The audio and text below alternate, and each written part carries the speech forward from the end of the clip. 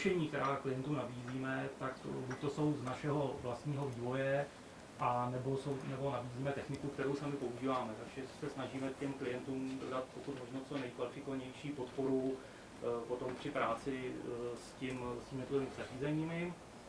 A jenom ve stručnosti taky ty obory, v kterých se specializujeme, tak je v podstatě dodávka EPG dat jak pro kabelové operátory, tak pro satelitní, případně IPTV operátory.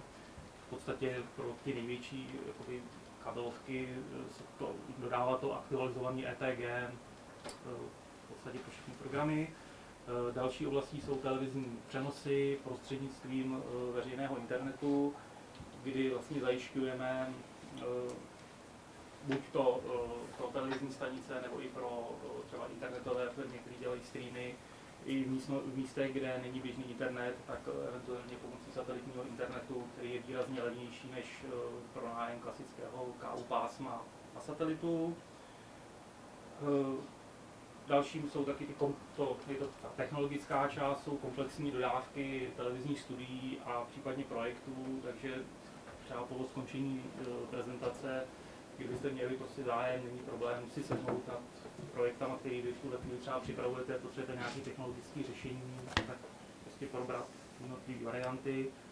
A to v tuhle chvíli jako sice na posledním místě, ale je to jako vlastní softwarový vývoj, který je od oblasti třeba malých virtuálních studií přes monitoring televizní techniky až po třeba ten komplexní systém Broadcast Selector, kde dneska představujeme v podstatě druhou generaci tohoto systému, který slouží pro kompletní plánování televizního vysílání, s tím, že dneska budeme představovat i jeden z pluginů pro jednoduché odbavování televizních kanálů, plugin Smartcaster, kdy vlastně jsme šli cestou místo takových těch komplexních řešení s co největší univerzálností, tak spíš pro základní řešení, kdy v podstatě většina těch televizí potřebuje odbavovat videosoubory, eventuálně nějaký videotext, kde jsou fotky podbarvený hudbou, dílej vstup a základní grafiku.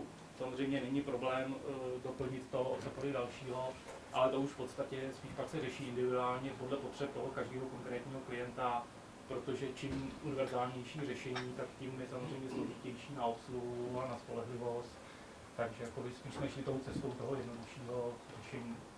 Tím bych spíš předal tady kolegovi Antonínu Kristovi slovo, který v podstatě představí ten nový náš produkt. Tak, já děkuji Milanovi za představení, já se jmenuji Tonda Krist, mám si ve firmě Setplus v podstatě na starost dlouhodobý vývoj IT projektů. S některými z vás už jsme se potkali u některých projektů. Víte, že jsme poměrně flexibilní, co se týče různých úprav a customizace pro vás, pro klienty. A jsem rád, že vlastně víceméně po nějakých 3-4 letech můžeme představit vlastně druhou generaci plánovacího softwaru Broadcast Selector. Někteří z vás možná už používali tu první verzi, nebo jste se možná setkali aspoň s nějakým demem. To jádro jsme vlastně kompletně předělali, stojí to na úplně jiný technologii, na zabezpečení technologii, já to jenom stlumím zvuk. Tak. A dneska bychom si prošli takový ty největší změny a největší výhody, které vám to může při plánování jako přinést. Nevím, do jaké míry už jste se s nějakým plánovacím systémy setkali.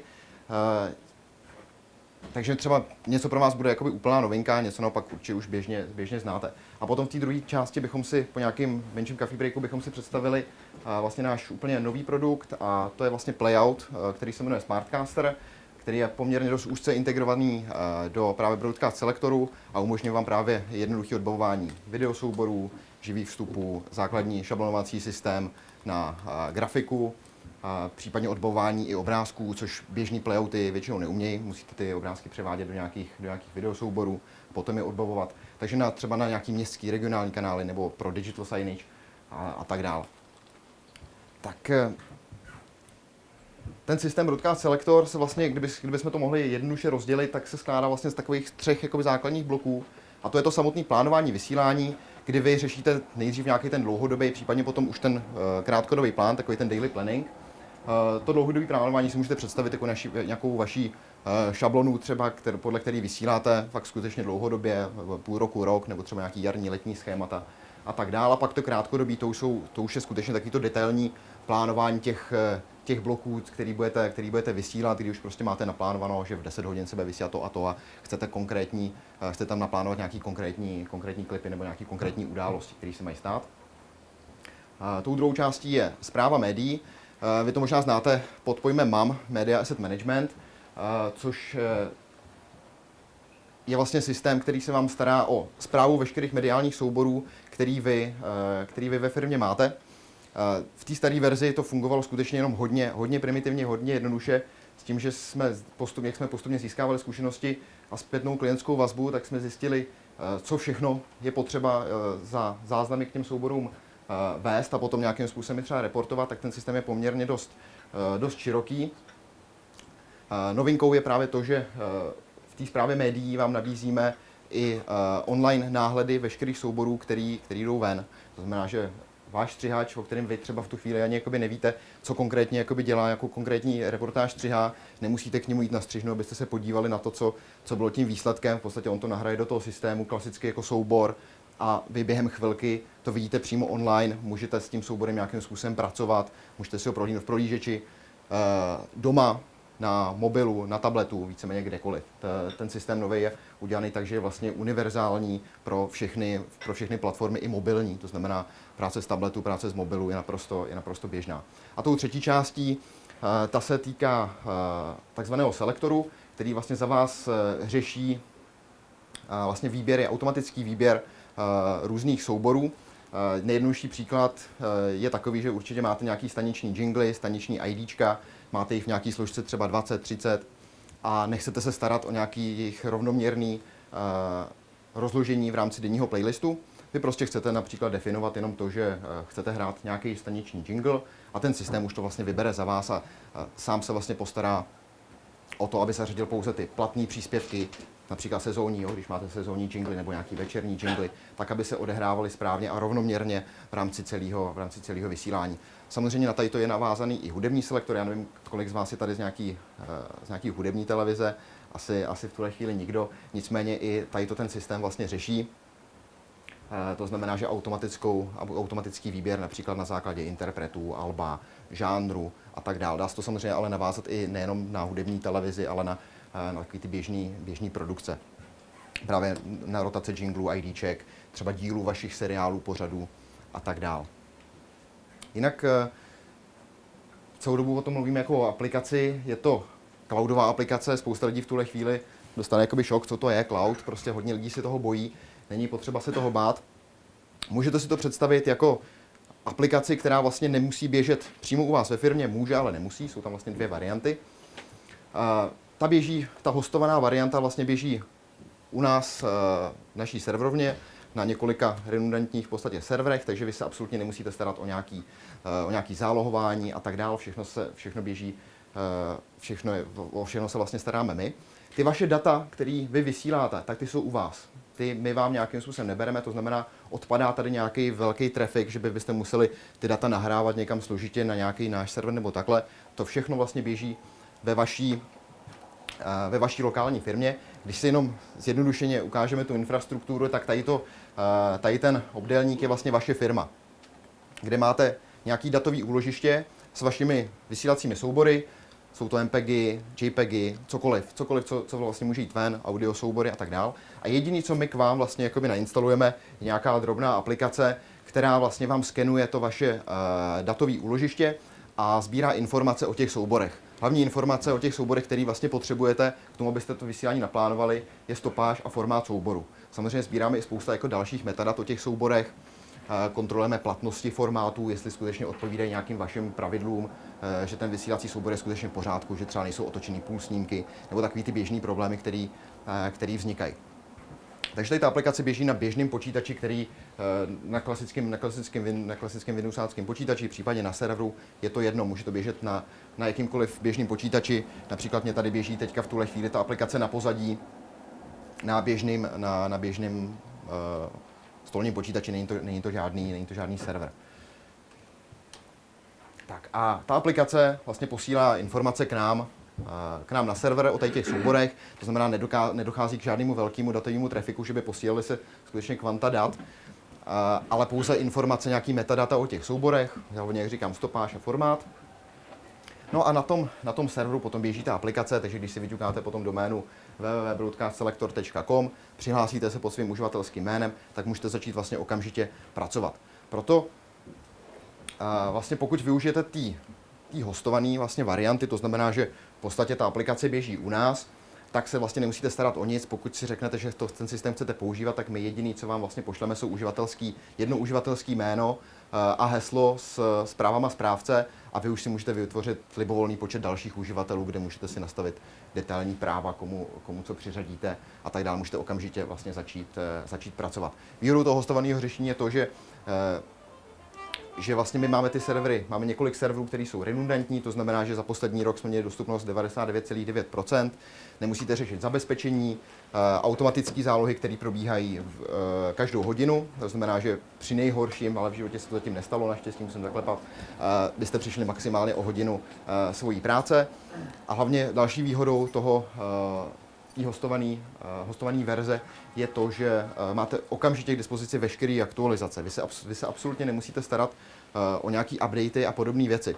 Vy vlastně v té aplikaci pořád pracujete, když my vydáváme týdně, jednou za 2 týdny nějaký updaty, tak vy to vlastně nepoznáte. Vy pořád pracujete klasicky na webu, v poměrně známém jako vám prostředí, protože nemusíte se seznamovat s nějakým novým rozhraním, prostě vyťukáte do adresního řádku adresu aplikace a fungujete. A s tím samozřejmě souvisí i ty minimální vstupní náklady, protože samozřejmě je tady druhá varianta, kdy si postavíte takzvaně lokální cloud přímo ve vaší firmě. Zní to zase nějak složitě, ale je to v podstatě o tom, že máte v rámci vaší nějaký síťové infrastruktury nějaký server na to vyhrazený nebo nějaký klasický workstation, na kterým ta aplikace v podstatě běží a běží pouze u vás ve vašem intranetu. Rozdíl je tam v tom, že samozřejmě ty aktualizace jsou třeba pomalejší, protože my vám musíme poslat tu aktualizaci, nebo si ji musíte stáhnout a sami nějakým způsobem nainstalovat, sami si musíte řešit třeba zálohy a zabezpečení a podobně. Jo, takže to je vlastně jakoby, výhoda je v tom, že spousta firm samozřejmě nechce, aby ty data úplně jakoby opustily tu firmu, tak je to ta varianta, ale prostě ty náklady jsou v tom větší, že ta správa veškerá je čistě jenom na vás. Jednoduchou instalaci už jsem říkal. Co se týče té integrace do aktuálního workflow, je to skutečně velice jednoduchý, protože většina z vás málo kdo z vás už tady používá k odbavování nějaký páskové metody. Všichni z vás už tady, předpokládám, jedete souborově, to znamená, že vyrábíte ze střižen nějaký MPEGy nebo nějaký jiný vysílací soubory, který, když chcete dostat do vysílání, tak nahrajete na nějaké vaše úložiště, do nějaké složky on-air nebo něco podobného, nebo vysílání, vnímáte už nějakou vlastní adresářovou strukturu, a z ní si vlastně nějakým způsobem skládáte playlisty nebo si něco dáváte na timelineu, pak to rendrujete a dáváte někomu, kdo vám to potom odvysílá. Takže co se týče integrace do toho aktuálního workflow, je to skutečně velice jednoduchý. My jediný, co nainstalujeme k vám, je drobná aplikace, která vám to datové úložiště, do kterého ty soubory nahráváte, tak je vlastně jenom vlastně skenuje. A další výhodou je samozřejmě poměrně dost jednoduchý uživatelský rozhraní. Ta starší verze byla trošičku složitější, taková tmavší, ponorá. Teďka ta nová má skutečně přímočarý funkce, přímočarý vzhled, takže spousta lidí v tom se zorientuje hodně rychle. Teďka jenom tak bodově, to jsou věci, které si přímo třeba neukážeme v tom demíčku, tak jenom, aby jsme na ně nezapomněli. Je to nezávislost na typu playoutu. To znamená, že vy pokud využíváte v tuhle chvíli jakýkoliv playout, je to od běžného třeba nějakého kartového playeru, který třeba někdo z vás jako používá, nebo je to Airbox, nebo je to nějaký jiný systém na odbavování, tak většinou ten systém na odbavování používá nějaký formát playlistu. Broadcast Selector je nezávislý na typu playoutu, protože vlastně jeho výstupem je v podstatě playlist, který je plně upravitelný, škálovatelný. To znamená, že vy si nastavíte, buď to už samozřejmě máme nějaký přednastavený výstupy pro takový ty běžný playouty, který tady v Čechách na trhu jsou. A tím pádem ta integrace s tím playoutem je velice jakoby jednoduchá. Automatická synchronizace s datovým úložištěm, to znamená okamžitě vy, jak provedete jakoukoliv změnu nějakým souboru, smažete ho, upravíte ho, prodloužíte jeho dílku, otrimujete, tak okamžitě ty výsledky, jakoby, nebo ten výsledek vidíte online, jak říkám, kdekoliv ze světa. Vlastně vy ten playlist můžete skutečně vytvářet odkudkoliv, kde máte připojení k internetu nebo kdekoliv ve vaší lokální síti. neomezený počet uživatelů. To oproti jiným systémům, který nabízejí plánování vysílání, tak je jedna z našich velkých výhod, protože ať pojete s jakýmkoliv jiným, za Provisem nebo do nějakého podobného systému, tak budete vždycky omezený počtem uživatelů. Nebo nebudete omezený, ale budete za každého dalšího uživatele platit. To znamená, že pokud budete ve firmě 2, tak samozřejmě vás to řešení třeba vyjde na pár stovek eur nebo pár tisíců eur, ale za každého dalšího uživatele budete platit poměrně dost peněz. Můžete si to jenom třeba srovnat s tím, když na Slovensku teďka STVčko právě na ten systém přecházelo, tak tím, že to mělo na nějakých, tuším, pro nějakých 300 uživatelů, tak za ten systém zaplatili 250 000 euro. Jo? Takže to bylo jako poměrně dost velká investice. Vy u nás vlastně získáváte neomezenou možnost vytvářet si libovolný počet uživatelů a správu veškerých práv a vlastně si to řídíte kompletně sami. To znamená, nikdo vám nic neinstaluje, nedává vám žádné licence. Tím, že je to vlastně nabízený jako služba, tak je to plně na vás, jakým způsobem ji využijete. Nově je tady vícejazyčná podpora. Ta verze selektoru byla pouze anglická, protože angličtina je takový náš vlastně univerzální jazyk všech, jako co jsme jako tady v médiích nebo v televizi. Nicméně ten selektor se dá používat na různých úrovních. Častokrát s ním pracují lidi, kteří třeba častokrát ani v té televizi přímo nejsou. Tím, že ten systém se dá ovládat z domova nebo víceméně odkudkoliv, tak třeba jsou tam nějaké uživatelské role, které třeba jenom kontrolují nějaké věci nebo píšou nějaké příspěvky do crawlu nebo něco podobného. Tak proto jsme zavedli vícejazyčnou podporu. Aktuálně tam máme podporu nějakých 8 jazyků. Nicméně samozřejmě není problém rozšířit, ale předpokládám, že vy si všichni vystačíte s češtinou, slovenštinou, případně angličtinou. Systém automaticky generuje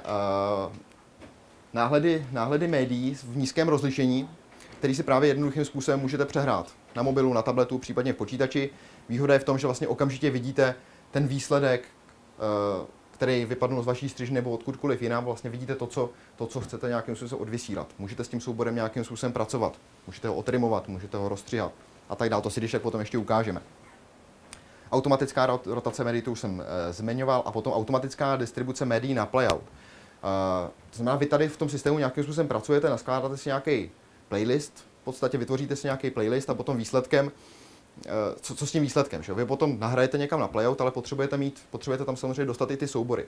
Tady ten systém Broadcast Selector za vás sám vlastně vyřeší tu automatickou synchronizaci a distribuci těch médií z toho datového úložiště na ty playout servery. Jo? Některé společnosti mají třeba víc playout serverů jako master a backup, a tak vlastně automaticky rozkopírují všechny potřebné soubory, které jsou pro ten daný playlist potřeba. Další výhodou hodně společností řeší exporty, nebo řešilo exporty pro osu Intergram, což ve starém systému bylo poměrně dost krkolomný. Dalo se to samozřejmě nějakým způsobem, nějakou analýzou SRAN logů a podobně řešit. Nicméně teďka už je to plně integrovaný, protože ten systém sám o sobě obsahuje správu nebo hudební správu, to znamená správu vydavatelů, interpretů, alb a tak dále. Takže tady ty informace vlastně v tom systému všechny jsou a tím pádem ty exporty pro ty běžný svazy autorský jsou dostupný, hlavně pro OSU a pro Intergram, teda zatím v Čechách. Správa exporty EPG dat, určitě řešíte exporty dat nějakým způsobem dodáváte svůj televizní program ven, jo, tomu, kdo vás potom vysílá. Všechny tady ty informace jsou vedeny buď to přímo v těch blocích nebo u těch jednotlivých klipů a můžete je pořizovat okamžitě, jakmile pořizujete ten soubor a vlastně okamžitě ty data exportovat. Jo. Exportujeme v běžných formátech jako je XML, CSV, Excelový soubor, takže okamžitě svým klientům nebo vašim odběratelům můžete dát vlastně odkazy, kde si můžou tady ty informace stahovat o vašich EPG datách. A potom je tady import running orderů od vašeho mediálního zastoupení, to znamená, že pokud vás nějakým způsobem zastupuje nějaká mediálka a vlastně reklamní bloky vám plní někdo cizí, tak systém obsahuje automatický import právě tady těch reklamních running orderů, který vám vlastně vytvoří sami obsahy těch reklamních vašich bloků. Takže vy se vlastně nemusíte potom téměř o nic starat. Vy vlastně vyhradíte pouze reklamní bloky a vlastně ty někomu nabídnete, aby je prodal a je to plně integrovaný právě s tím systémem podporuje importy a jednoduchým způsobem tím pádem vytváříte playlisty, aniž byste vlastně znali obsahy těch jednotlivých running ordů a zakázek. Možnost přímé integrace s playoutem, o tom už jsem víceméně mluvil. Nyní ta integrace s playoutem je daleko vyšší tím, že jsme vlastně vyvinuli vlastní playout. Tím pádem vlastně je to takový náš dceřiný produkt, který si spolu velice dobře, nebo sesterský produkt, který si spolu velice dobře povídají. Jinak teďka ten playout se nezaseknul, to jsou jenom videa stahovaný z YouTube a tam vždycky na konci ještě potom visí minuta s takovýma těma reklamama, aby se dalo někam kliknout, tak nebojte se, playout jede dál, jenom je tam fakt skutečně na konci ještě mrtvolka. Tak, kontrola správnosti formátu vysílacích souborů, to je jasný, vy si nastavíte x možných formátů, ve kterých vysíláte. Systém je automaticky kontroluje a při generování playlistu nebo v případě, že už si skládáte ty jednotlivé položky, tak vlastně vás to upozorní, že třeba ten soubor není ve správném formátu a že byste ho nějakým způsobem měli zkontrolovat. A přímo vám řekne, co tam jakoby nesedí, jo? Jestli jsou to půlsnímky, jestli to je bitrate a tak dál. A novou možností je přímo virtuální střih a vytváření událostí uvnitř souboru. Co si pod tím představit? Pokud třeba někdo z vás nabírá nebo ingestuje nějaký živáky nebo nějaký cizí vstupy, tak nějakým způsobem si natáhne nějaký ten materiál, kde má nějaký přesahy na začátku a na konci. No a standardní postup je takový, že si to dáte na střižnu, nějakým způsobem ten materiál upravíte, otrimujete a pak ho znova vyexportujete a vytvoříte z něj ten vysílací soubor. Případně, když máte nějaký delší pořad, třeba hodinový, a chcete ho nějakým způsobem rozstřihat a mezi to naházet nějakou reklamu nebo nějaký vlastní self-proma, tak to znamená zase ho dát na střižnu, rozstřihat ho na 3 části, na 3 díly, ty potom rozházet v tom playoutu a mezi to si nadspat to, co vy potřebujete. Díky selektorovi vlastně můžete pracovat pořád s tím jedním souborem, otrimovat si ho, případně přímo vystřihat nějaké části přímo online, přímo ve webovém prohlížeči s originálním timecodem a vy už potom pracujete s těma jednotlivýma kouskama toho souboru v playlistu a můžete s nima dělat víceméně cokoliv, jako by to byla samostatná položka. Takže to šetří strašně moc času, nemusíte znova nic reenkodovat nebo přepočítávat a dostávat ven. Ten systém se vlastně o to postará vlastně za vás. A co se týče těch druhotných událostí, které jsou navázané k tomu souboru, tak to si můžete představit jako třeba nějaký injektáže nebo nějakou vkládanou grafiku nebo například titulky k nějakým klipům nebo třeba k nějakým zprávám. Pokud většina z vás asi dělá tady zpravodajství, pokud máte třeba otvírák reportáže takovej, že tam vyjede název reportáže, pod tím název kameramana, případně redaktora, tak to je vlastně událost, která se váže na ten soubor. Nemusíte ho renderovat přímo do toho souboru, potom se to zobrazuje v nějaký grafické vrstvě, která je nad tím, a tou událostí je to, že prostě v 5. vteřině po začátku reportáže prostě vyjede tady ta konkrétní šablona tady s těma konkrétníma informacema, které jsou uloženy třeba v metadatech nebo kdekoliv jinde. Tak a na ten Smartcaster se teda podíváme později až po nějaký přestávce a teďka bychom se podívali přímo na to rozhraní Broadcast Selectoru. Vidíte, že pořád teďka jsem normálně klasicky ve webovém prohlížeči, já to trošku nazoomuju, ať to všichni vidíte, i když tak na těch bočních monitorech, na kterých by se vám to taky mělo promítat. Jsem klasicky ve webovém prohlížeči na klasickém internetu v tuhle chvíli, když jsem tady napojený i na vnitřní samozřejmě síť. Takže to samou adresu, když naklikám na svůj mobilní telefon nebo na tablet, tak vlastně vy všichni v tuhle chvíli uvidíte to samý. Rozdíl je ten, že samozřejmě ještě v tuhle chvíli nemáte ty přihlašovací údaje.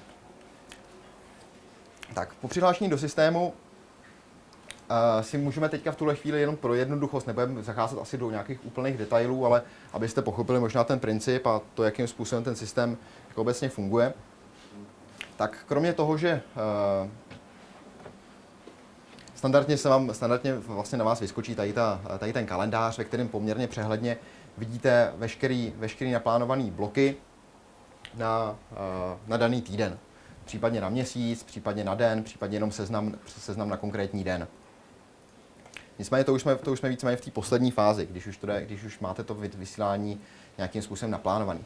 Když začneme úplně od začátku, Když si jenom představíte tak zjednodušeně to workflow, tak vlastně jdeme odsaď zleva až úplně doprava. Začínáme s nějakýma klipama, to jsou vaše soubory, které vysíláte. Ty nějakým způsobem uskupujeme do nějakých vysílacích bloků, které obsahují soubory, klipy, nějaké externí události, zapínání, vypínání loga, nějaký metadata další a tak dál. A ty bloky potom nějakým způsobem používáme v kalendáři na základě nějakých šablon, nebo si je můžeme vytvářet ručně a tak dále. No a když už máme kalendář vyplněný, hotový, tak vlastně jediné, co nás potom čeká, je vygenerování a odeslání toho playlistu na nějaký váš konkrétní playout. Výhodou je v tom, že ten selektor to přímo posílá, může to posílat FTPkem, může to posílat do nějaké složky, ty playlisty, jo? Nemusíte se starat o nějaké stahování a tak dále, vydáte odeslat a vlastně už se nemusíte starat nic, pokud třeba používáte daily playlisty. Když jsme teďka v těch klipech, tak oproti tomu starému rozhraní, já nevím, kdo z vás ho tady zná, asi nikdo, tak je to velice podobný. Máte tady adresářovou strukturu, tak úplně identickou s tou, kterou máte vy na vašem vysílacím úložišti. To znamená, jakou vy tam budete mít logiku toho uspořádání, je čistě na vás. Jo? Tady to jsou skutečně složky, které fyzicky odpovídají tomu, co je na vašem vysílacím disku. Můžete si procházet jednotlivé soubory, jednotlivé složky a tady vidíte obsahy těch jednotlivých složek. Když se proklikáme k nějakému konkrétnímu klipu. Tak teďka jsme víceméně v té části, která se stará o tu správu, o ten takzvaný ten MAM, to znamená Media Asset Management. Tak, vlastnosti, které se dají nadefinovat k tomu klipu, kromě samozřejmě jeho názvu samotného a stopáže, která je pevně daná, tu víceméně vy nemusíte nikam zadávat, protože ta je jasně daná díky té automatické synchronizaci. Tak nastavujete platnosti těch souborů, můžete nastavovat. Všechny věci, které tady nastavujete, jsou vlastně víceméně volitelné. Vy samozřejmě ten soubor okamžitě můžete vzít a okamžitě použít v playlistu, ale to jsou věci, které spíš teďka ukazují, co se tam dá jako je všechno zadat. Platnosti od do, použití klasicky u nějakých self-prom, u nějakých kulturních pozvánek a tak dále. Vy třeba kulturní pozvánky nebo něco podobného vytváříte jednou za týden nebo jednou za měsíc a nechcete se potom starat o to, kdy ta platnost ty vaší upoutávky vyprší. Vy tady jenom zadáte nějaký datum, to znamená, dokdy ta upoutávka je platná. Případně můžete nastavit i denní platnost od do, to znamená platnost v rámci dne. To zase si můžete představit tak, že máte nějaký třeba denní a noční jingly, nebo nějaký jarní schéma, nebo jarní asi ne v tuhle chvíli, když je to denní platnost, ale třeba znamená ty jingly, máte noční a máte nějaký ranní jingly, tak si vlastně nastavíte platnost u těch jinglů, že tady ten jingle se může hrát pouze od 8 do 12, nějaký dopoledne, a večerní třeba od 22 třeba do 4 do rána. Případně i nějaký dny v týdnu, jo? Máte zase něco, co chcete hrát jenom o víkendu. Ty platnosti jsou dobrý v tom, že když vy potom používáte nějaký automatický výplně, tak ten systém vlastně kontroluje platnosti všech souborů, jestli v ten daný čas, kdy v tom playlistu je zařazený, jestli tam má co dělat nebo ne. Takhle, pokud to necháte na automatu, tak on vám to ani nedovolí, to tam vlastně sám nedovolí vám to zařadit. Samozřejmě pokud lidská ruka má v tady tom přednost, to znamená, pokud vy to tam jakoby napevno řeknete, že chcete odvysílat, tak on se samozřejmě jakoby odvysílá, jo, ten soubor, ale ten systém vám to hlídá a upozorní vás na to, že máte třeba v tom playlistu něco, co tam nemá být v tuhle chvíli. Štítkování. Vy jste třeba ve starém systému byli možná zvyklí, nebo někdo z vás, na takzvanou kategorizaci těch médií, to znamená, že vy ten soubor můžete přiřadit do X kategorií, což si můžete představit jako nějakých balík nějakých souborů, který mají podobnou jako nějakou nebo společnou hlavičku. Zase já to nejradši ukazuju na nějakých v podstatě hudebních televizích, ale nemusí to být jenom hudební televize.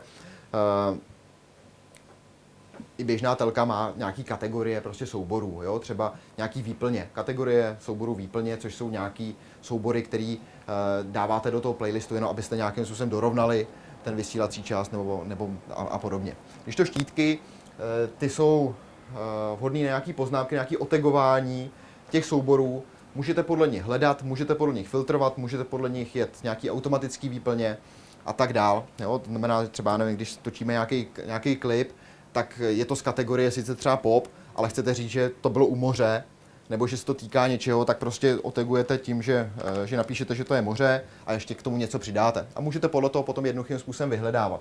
Vám vzniká i ve firmě poměrně dost dobrý a jednoduchý archiv toho, co jste kdy do vysílání jakoby pustili. Můžete podle toho hledat, jak říkám, cokoliv. To jsme pořád ještě na první záložce, který se týkají takových těch obecných věcí toho klipu. Můžete zakázat to vysílání, jenom dát příznak, aby vlastně nikdo ten soubor nepoužíval. Vy pokud zjistíte z nějakého důvodu, že ten soubor je prostě špatný, nebo je tam něco nevhodného, nebo cokoliv, tak vy ho takzvaně tady zakážete a on všude při generování playlistu, při skládání bloku, tady ten soubor se zobrazí, jakože není určen k vysílání, nebo není ready to broadcast, takzvaně, a upozorní vás to, že byste ho neměli zařazovat vůbec do toho playlistu. Nebo případně můžete zakázat ten soubor pouze pro automatický výplně. To znamená, pokud ten soubor chcete běžně používat, ale nechcete pouze, aby se vám vyskytoval v automatických rotacích, například při rotacích nějakých vašich staničních jinglů a podobně, je to nějaký speciální jingle, který chcete vysílat vždycky jenom v 8 hodin večer před zprávama, tak prostě ho zakážete pro ty automatické výplně a budete vědět, že ho tam vždycky chcete zařadit pouze ručně. Potom je tady úprava hlasitosti.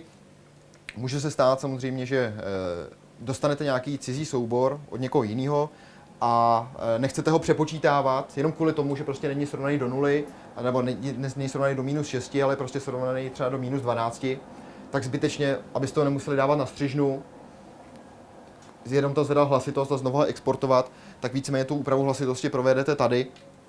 A je potom věcí playoutu, ale vlastně veškeré playouty, který my známe, který nabízíme, tak podporují úpravu hlasitosti až vlastně na straně toho playoutu. To znamená, že vy jenom tomu souboru dáte takzvaný příznak, že se má vysílat třeba o 6 decibelů s vyšší hlasitostí a nemusíte ho kvůli tomu zbytečně přepočítávat na střižně. Jo? A zbytečně jakoby tím třeba přepočítávat MPEG do MPEGu. Potom váha souboru, k tomu se dostane později, vy vlastně každému souboru můžete dát nějakou váhu, jak moc se má v těch rotacích zohledňovat a prioritizovat případně. Soubory můžete samozřejmě mít v různých kategoriích a to je taky velká výhoda oproti třeba jednou z našich konkurentů jako G-Selector, který může mít vždycky jeden soubor v hudební televizi pouze v jedné kategorii. Vy tady můžete mít ten soubor ve víc kategoriích, tam je to jako jasný, z jakého důvodu to tak jako je to právě kvůli těm rotacím, nicméně náš nový rotační systém už právě zohledňuje i to, že ten soubor může být klidně ve více kategoriích zároveň. To znamená, že vy můžete mít nějaký hudební soubor v kategorii pop a zároveň i rock a potom v rámci těch rotací on zohledňuje obojí. A jednoduchým způsobem přidáváte, odebíráte. Vidíte, že to rozhraní je skutečně takový poměrně dost intuitivní. A tady potom máte informaci o formátu, kromě stopáže, rozlišení, video bitrateu, máte informace skutečně detailní o velikosti toho souboru, kdy ten soubor byl vytvořený, kdy byl případně změněný, jo? Takže vám nikdo jako třeba nemůže potom z vašich stříhačů lhát, že no já jsem to ale udělal, ale tady krásně vidíte, že on ho potom ještě 10 minut potom třeba změnil. Jo? Tak tady to je vlastně úplně nová záložka, vlastně, která se už se pojí právě s tím hudebním selektorem, a to je záložka hudební klip. Vy vlastně máte teďka v selektoru kompletní správu informací k hudebnímu klipu. A to jsou interpreti alba, různí subjekti, to jsou různí participanti, kteří se účastní výroby toho daného pořadu. Může to být režisér, může to být autor hudby, autor textu, kdokoliv víceméně, případně vydavatelství. A vlastně všechny tady ty informace vy potom s tady těma informacemi nějakým způsobem pracujete potom v tom hudebním klipu. Kromě klasického názvu klipu, původního názvu, což je třeba, když máte nějakou českou písničku a tak chcete vědět, znáte její původní název, kvůli právě tomu, aby byl zohledněný třeba v rotacích. To znamená, že máte nějakou českou verzi a nechcete potom, aby se vám samozřejmě hnedka potom hrála ta anglická verze. Jo? Tak potom kvůli tomu si právě vedete i tu informaci o tom původním názvu. A tady s dovolením se jenom přihlásím na jiný účet.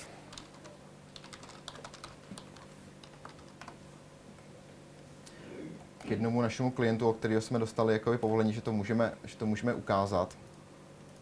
I na právě jejich už selektoru, který už má nasazenou tu novou verzi. A tady vlastně vidíte ty vyplněné data, které u toho jsou. Zase říkám, je to primárně pro hudební televize, ale nějakým způsobem se to dá využít i u běžných televizí. Jo? Například u nějakých jinglů vy určitě si chcete víc nějaké informace, které právě potom reportujete právě třeba pro OSU nebo pro Intergram. Tak, informace o BPM, zase tady to je spíš pro hudební televize, můžete podle toho potom jednoduchým způsobem filtrovat a určovat si potom nějaké vaše rotační cíle. A potom neomezené množství samozřejmě participantů, který potom zase slouží k nějakému vykazování, případně váhu toho, jakým způsobem se na tom podíleli. Tak, co se týče EPG dat, tak EPG data předpokládám nějakým způsobem dodáváte vy všichni. Tady to jsou EPG data, které se vážou přímo ke konkrétnímu klipu. To znamená, pokud budete mít nějaký seriál, nějaký dokument nebo něco podobného, co má více dílů, tak vy tady k němu pořídíte nebo přepíšete EPG data, to znamená titul, podtitul, krátká, dlouhá synopse, případně díl, jazyk. Co se týče těch položek, které jsou tady, tak ty jsou plně přizpůsobitelné požadavkům jakoby klienta. Potom tady ty informace, pokud použijete v nějakém bloku, tak tady ty informace se potom právě propíšou přímo do EPG dat toho daného bloku, pokud ten blok nemá metadata. Takže dám příklad, vy máte nějaký blok, který začíná v nějakou pevnou dobu a jmenuje se právě třeba u nás 3 minuty s nějakým spisovatelem, tak ten blok je víceméně pořád stejný. Jmenuje se 3 minuty s a obsahuje uvnitř nějakou definici a má nějaký obecný titul, který se jmenuje právě 3 minuty s. Ale ten podtitul se pokaždý mění podle toho, jaký konkrétní díl je v tom vysílání zařazen.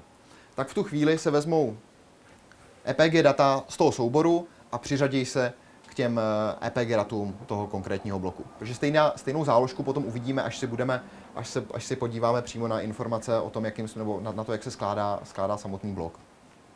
Tady ty dvě záložky se víceméně týkají metadat, které jsou vedený k tomu souboru. Jinak co se týče metadat, tak vy v tuhle chvíli si můžete oproti stejnému selektoru přidávat neomezené množství metadat. Metadata jsou vlastně nějaký data, které vám popisují nějak ten soubor a obsahují vždycky nějaký název a nějakou hodnotu. Co bude tím názvem a nějakou hodnotou, to je čistě na vás, obojí si můžete libovolným způsobem přepsat. A vidíte, že já tady na začátku, když jsem se do té záložky podíval, tak už tady jsem tady měl předpřipravený metadata interpret.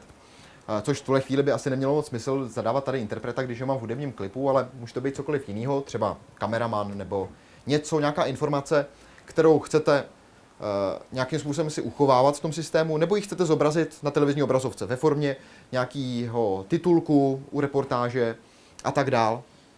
Jo, takže třeba byste tam vyplnili jméno kameramana a střihače, kdo to střihal. Jsou to informace, které chcete někde potom nějakým způsobem zobrazit. A tady ty metadata, těm se říká fixní metadata, ty máte nastavený přímo v nastavení kanálu a ty se vám tam automaticky k tomu souboru přidávají, abyste pokaždý znova nemusel vyplňovat název těch metadat a potom tu hodnotu. Tak a co je vlastně úplnou novinkou, je právě videonáhled přímo s timecodem toho konkrétního souboru. Tady ten nemám, nevím, ten bych tam měl mít.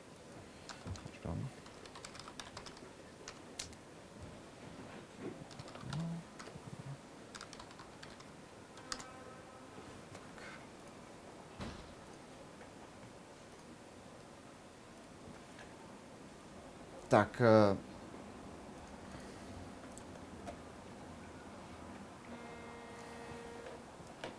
vlastně tady v tuhle chvíli vy vidíte přímo v té zmenšené kvalitě v nějaký MP4, případně ještě v nějakém jiném formátu, ten soubor, který je na vašem vlastně vysílacím serveru. To znamená, tady ta aplikace, která vám běží na pozadí někde, tak vám sama vlastně generuje tady ty takzvané proxy soubory, který mají originální timecode a vy s tím timecodem můžete nějakým způsobem pracovat. Můžete ten soubor jednoduchým způsobem otrimovat, to znamená nastavit jednoduchým způsobem trim in, trim out. Vidíte, že tady okamžitě se to projeví v upravené dílce toho klipu. Trim in, trim out jste byli schopni dělat i v té předchozí verzi, nicméně tady novinkou jsou virtuální střihy, o kterých už jsem mluvil.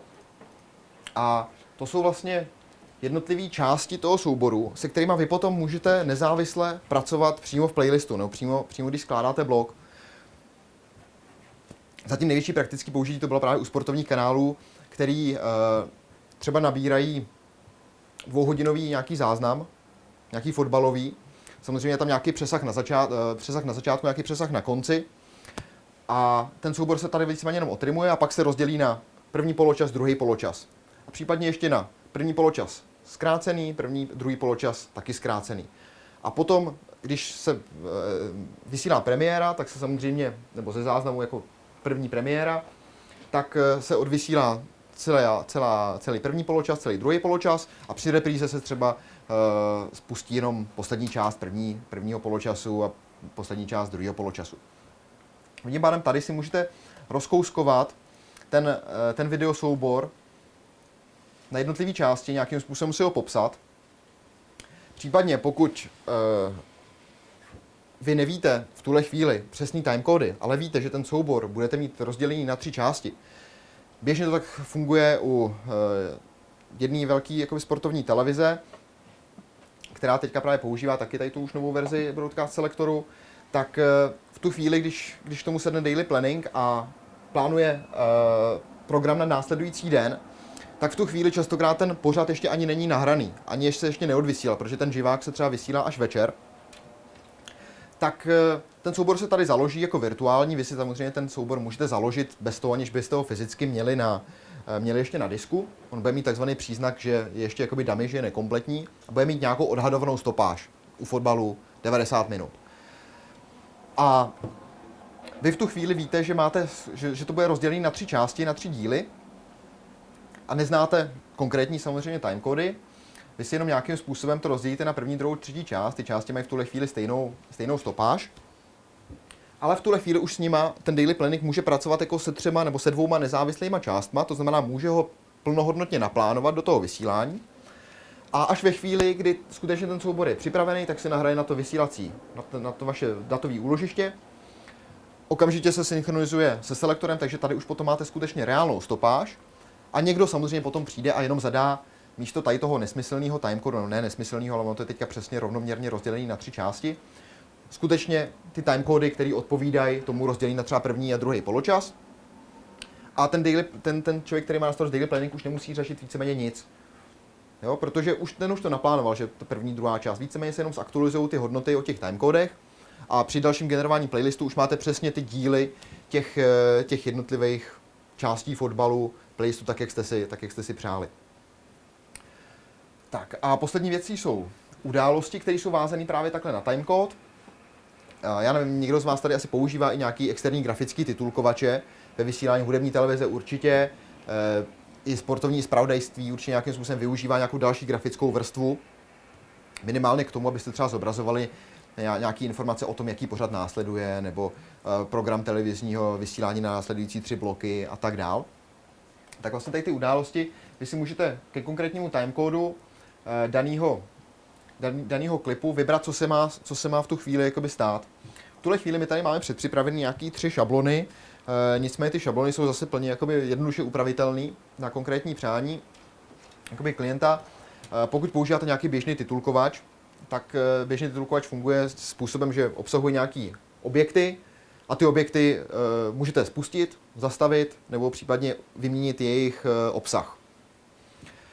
Když zadáte nějaký název objektu, to znamená třeba lišta, nebo nějakým způsobem, nebo tím názvem, jakým to máte pojmenovaný ve vašem titulkovači, ať je to titlebox nebo cokoliv jiného, a řeknete, že se má ten objekt spustit, případně, že se tam má znít text a tak dál. Případně můžete vypnout logo v ten daný čas, cokoliv, víceméně cokoliv, co se dá navázat na nějaký konkrétní timecode toho klipu. No a potom poslední věcí jsou záznamy vysílání.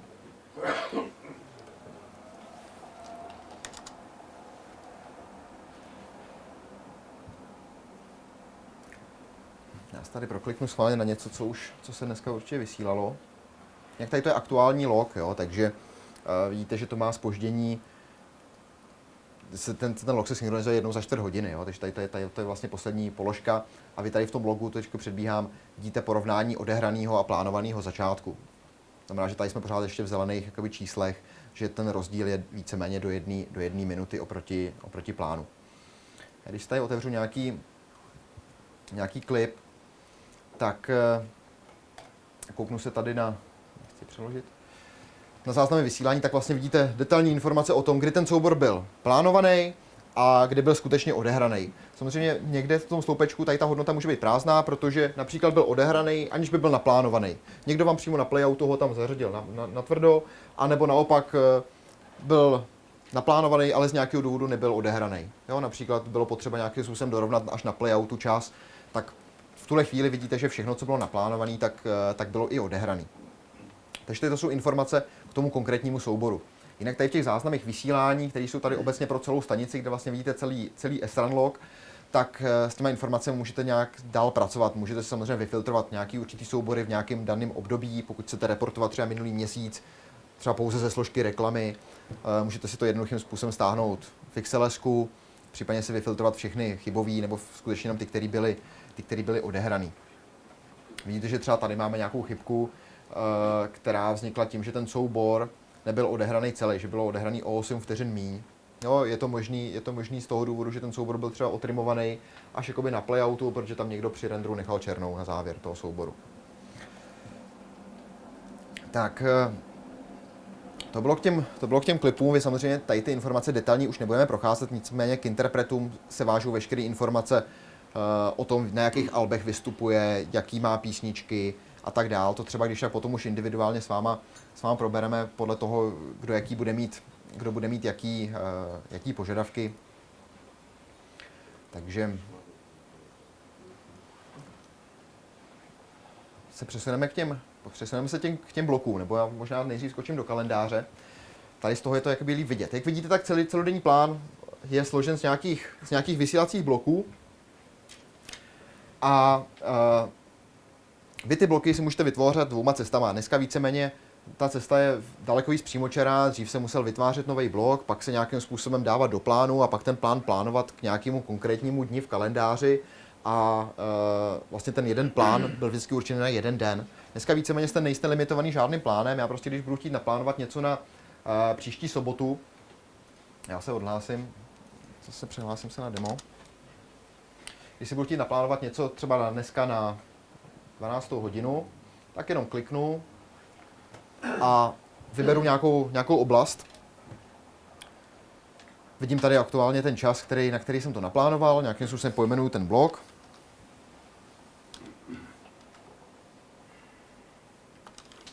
Případně můžu rovnou vytvořit věci jako titul, podtitul, ať se tím potom nezdržuju, když vytváříte blog, tak většinou rovnou znáte ty informace o tom titulu, případně jestli to je živák, premiéra, záznam.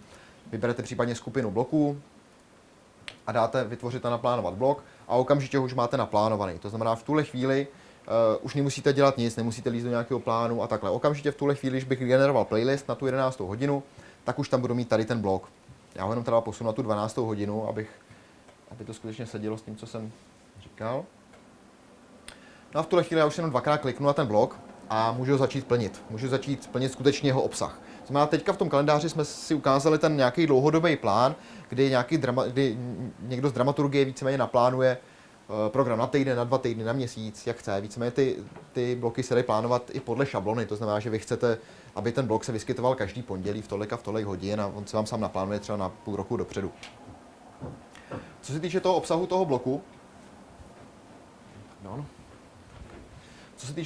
toho bloku, tak samozřejmě pracujete klasicky s těma souborama, který máte na disku a jednoduchou metodou drag and drop přesouváte a řadíte za sebe, tak jak je potřeba. No a pak tady máte samozřejmě spousta funkcí, které za vás právě vyřeší spousta věcí sami, aniž byste je museli nějakým způsobem nastavovat sami.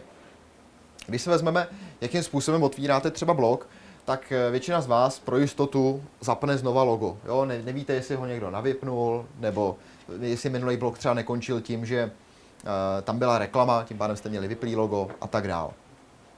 Vyberete si, co s tím logem chcete udělat, vyberete si jeden ze seznamu presetu log, já tady mám tady tomu demíčku jenom jedno, nicméně těch log můžete mít neomezené množství. To už je věc toho, co vám umožňuje jakoby playout nebo váš grafický titulkovač.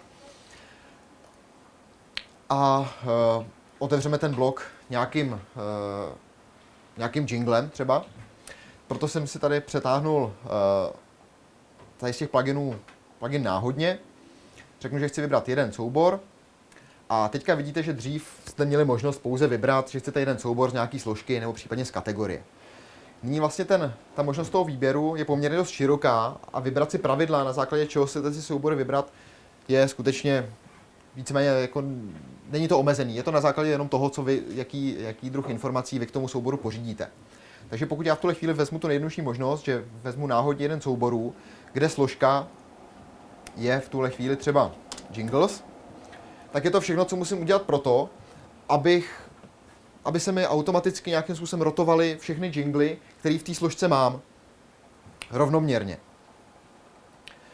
To samé já v tuhle chvíli, tím, že jsme pořád, jako, i když jsme ve webovém prohlížeči, tak můžeme používat pořád klávesové zkratky, na které jste zvyklí z Windowsu. To znamená Ctrl-C, Ctrl-V, můžete označovat soubory. Teďka v tuhle chvíli nedělám nic jiného, než že mačkám klávesy nahoru dolů. Já to trošičku zvětším, ať to vidíte i vzadu. Takže tady to je jediná definice pro to, abyste nějakým způsobem si vybrali nějaký balík souborů a vybrali jeden soubor, který nejlíp tam bude sedět. Velkou novinkou je to, že vy ten řádek, který tady máte, tak kromě toho, že vyberete podmínku, složka je, obsahuje, začíná, končí, neobsahuje nějaký výraz, tak můžete vytvářet složitý podmínky. To znamená, že řeknete, že složka je jingles, anebo složka je, já nevím, v tuhle chvíli třeba HD promo. A v tuhle chvíli vlastně ten balík se vám zvětší o to, že se vezmou jak soubory ze složky jingles, tak soubory ze složky HD promo. Vytvoří se nějaký balík třeba 20 a 30 souborů, takže dohromady 50 souborů. Z nich se zařadí jeden ten soubor a přitom, když potom kdekoliv jinde vy uděláte to samý, to znamená, že zase náhodně vyberete něco ze složky jingles, třeba v tuhle chvíli jenom, tak ten systém už samozřejmě ví na základě toho, co bylo naplánované, na základě SRAN logů, to, který soubor už byl vybraný, a nevybere ten samý, ale vybere nějaký jiný. Jo, na základě toho, jaký máte rotační cíle.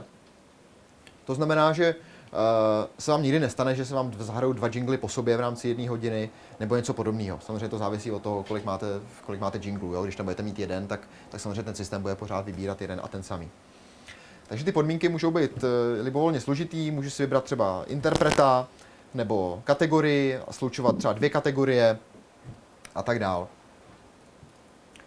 Tak, co se týče tady těch funkcí, tak náhodně je jasný, vybere náhodně jeden soubor se zohledněním na minulý výskyty a na rotační cíle.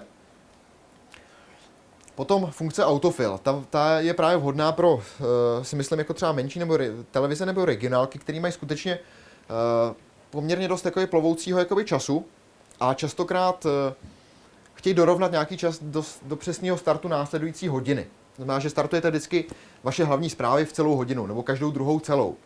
Ale málo kdy se vám třeba podaří vyplnit přesně ty celé 2 hodiny. Vyplníte třeba 50 minut místo hodiny. A vy v rámci té hodiny chcete, aby automaticky se vám doplnil ten čas tak, aby ten následující blok začínal přesně zase v celou. Vy tím pádem použijete tady ten plugin Autofill, kde zase definujete pravidla, z jakých souborů se dá vlastně víceméně hrát, nebo ze kterých se dá vybírat, ať jsou to jingly nebo nějaký výplně, self-proma, cokoliv. A ty nějakým způsobem můžete rozházet třeba na víc míst toho bloku. Jenom teďka, když si uložím změny, tak vidíte, že tady ten blok má naplánovanou stopáž 3 hodiny 15 minut. Jo, já ji schválně jenom trošku zkrátím. Mě systém teďka upozorní, že ten blok už je naplánovaný, tím pádem bych neměl upravovat jeho předpokládanou stopáž, protože už ho mám zařazený i v kalendáři. Nicméně teďka vím, co dělám, takže to budu ignorovat. A když si toho všimnete, tak teďka stopáž toho bloku naplánovaná je 1 hodina. Já jsem tam zatím napevno zadal v podstatě jenom nějaký 2 soubory, nebo 3 soubory. A ten autofill nám udělá to, že ten poslední soubor se odstartuje, nebo podle plánu by se měl odstartovat až ve 12:59:47, což je nějakých 13 vteřin před koncem a vidíte, že ten soubor má přesně 13 vteřin. Jo? To znamená, že tady ty 2 autofily se automaticky vám budou snažit ten čas dopočítat a vybrat ty soubory tak nejlíp, jak to jde, aby vám to vyplnilo přesně tu předpokládanou dílku. Nebo ne předpokládanou dílku, ale to, aby následující blok začínal pokud možno včas.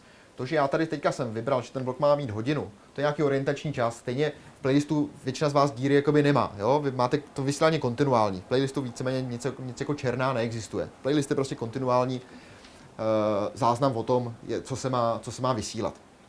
Tím pádem, pokud je tady vybraná funkce autofill, tak on se podívá na to, kdy má začínat další blok a snaží se co nejlepším způsobem vybrat ty soubory tak, aby se to prostě podařilo. Tak, pak je tady funkce fillout, která je úplně stejná, jako je funkce náhodně, s tím jediným rozdílem, že předtím, než ten soubor zařadí, tak se podívá na to, jestli v tom bloku je ještě volné místo.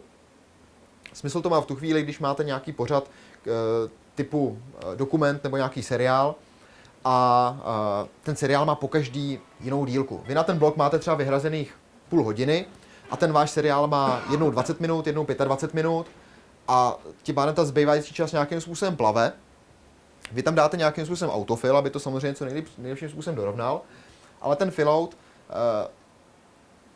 předtím, než zařadí ten soubor, tak zjistí, jestli v tom bloku je ještě volné místo. To znamená, že je to vhodné dávat víceméně jenom na konec jakoby toho bloku, víceméně třeba z různých podmínek, kde vy si chcete určit, že nechcete hrát úplně autofilem, ale chcete říct, že když teda zbyde místo, tak nám zahrají infografiku, když zbyde místo, tak potom zahrají self-promo a když ještě potom zbyde místo, tak zahrají nějaký jingle. No a vlastně on postupně jede a když zjistí, že už tam místo není, tak už se potom ani nezahraje. Je to víceméně to samé, co ten plugin náhodně, jenom s tou podmínkou toho, že se ještě podívá, jestli tam to nějaké místo je. A pak je tady sekvence, která vám umožňuje odehrát skutečně nějakou sekvenci, hrát nějaký sekvenci určitý balík souborů. To znamená, máte 10 jinglů a chcete hrát vždycky v pořadí 1, 2, 3, 4, 5, 1, 2, 3, 4, 5.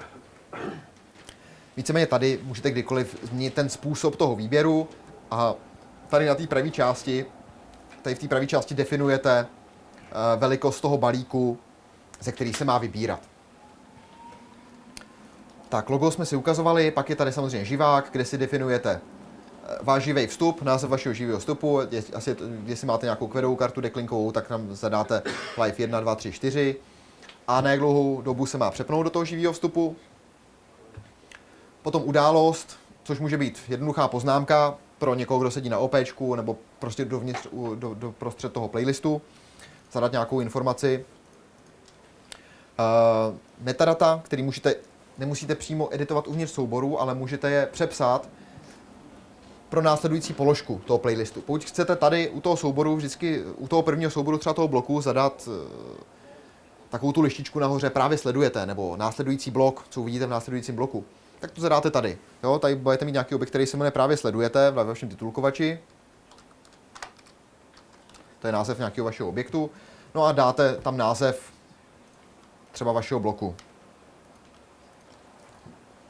No a potom už je to samozřejmě na tom, jakým způsobem máte implementovaný váš grafický odbavovací systém, aby při tom prvním souboru, no při tady tom souboru, když jsou tam tady ty metadata, aby vám zobrazil nějakou konkrétní informaci. Těch metadat můžete nad sebe vrstvit samozřejmě neomezený množství. Tak, potom možnost reklamy. A standardně, když tam přesunete takhle ten reklamní vlastně plugin, tak je tam předvybraný automatický výběr. To znamená, že vy se v tuhle chvíli nestaráte o to, jaký konkrétní reklamní blok se tam zařadí. Pokud vám ty bloky spravuje někdo cizí, tak tam vlastně víceméně jenom vy vytvoříte místa na tu reklamu. Řeknete si, ano, tady je místo vhodný na reklamu, máte třeba film hodinový, rozdělený na 2 na 3 části, tak podle breaking patternů tam nasázíte ty reklamní v podstatě místečka, kde je vhodná reklama. Když tam ta reklama nebude, tak se prostě přeskočí a pojede se dál. Vy samozřejmě ale můžete vybrat i nějakou konkrétní reklamu. Já nevím, jestli tady teďka mám nějakou vybranou, připravenou. Žádnou nemáme, se teda přehlásím jako jinam.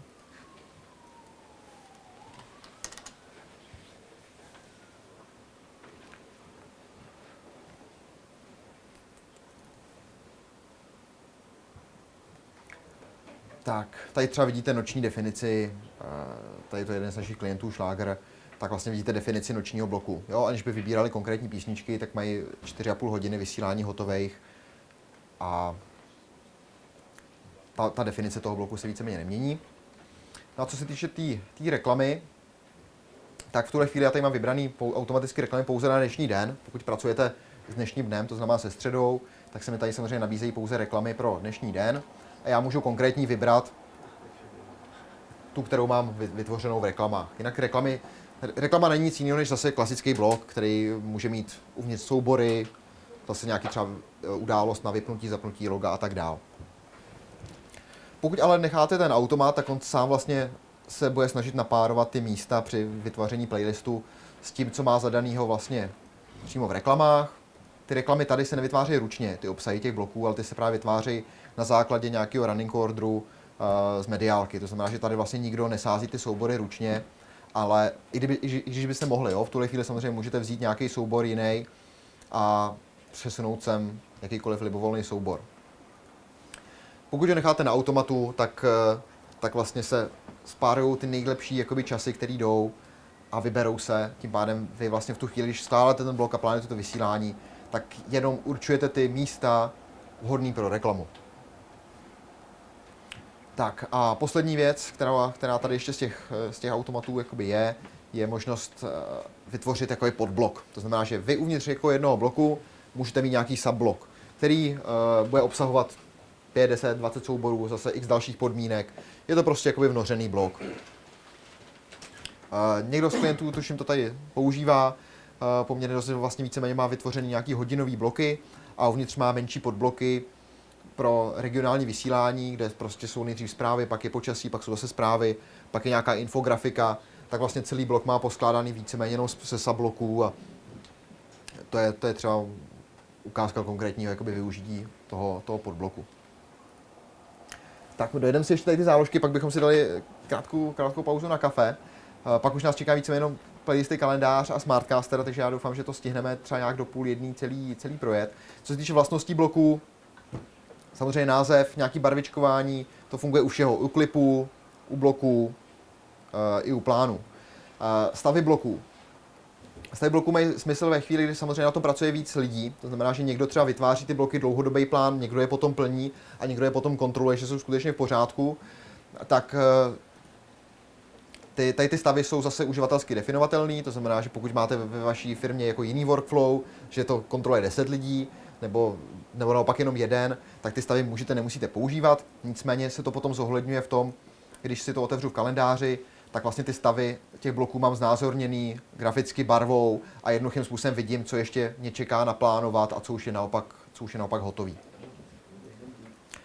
Skupina bloků, pokud máte nějaký seriál, který chcete si udržovat nějakým způsobem pohromadě, tak to udržujete přes skupiny bloků. Potom samozřejmě žánr, který se potom propisuje právě do EPG, když tady ty data exportujete.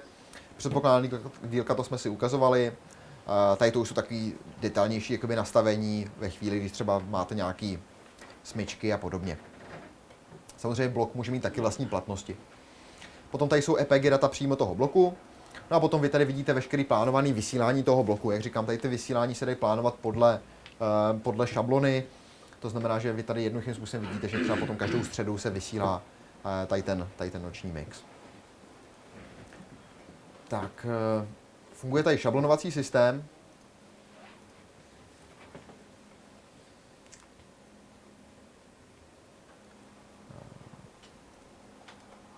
To znamená,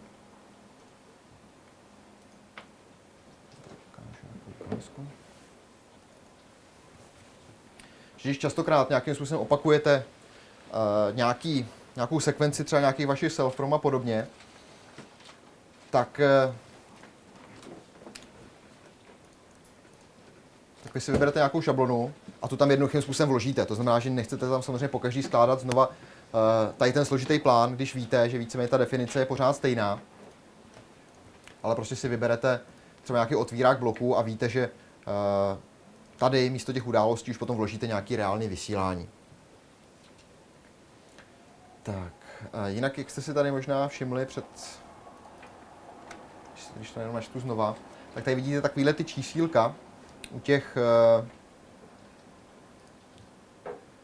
Dneska únor.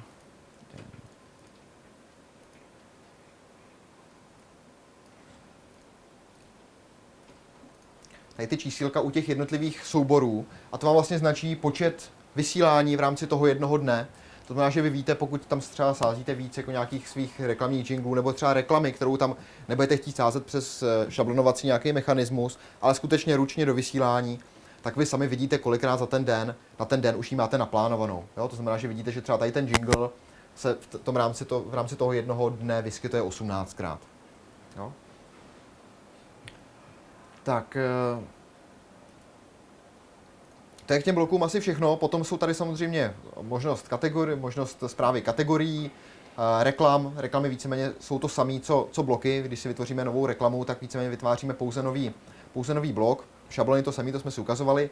A plány si můžete představit jako uskupení více bloků za sebou. Pokud máte třeba ve vysílání něco jako dopolední vysílání a v rámci dopoledního vysílání máte 3-4 pořady, které se pořád opakujou, tak si to vytvoříte jako plán 4 pořadů pod sebou.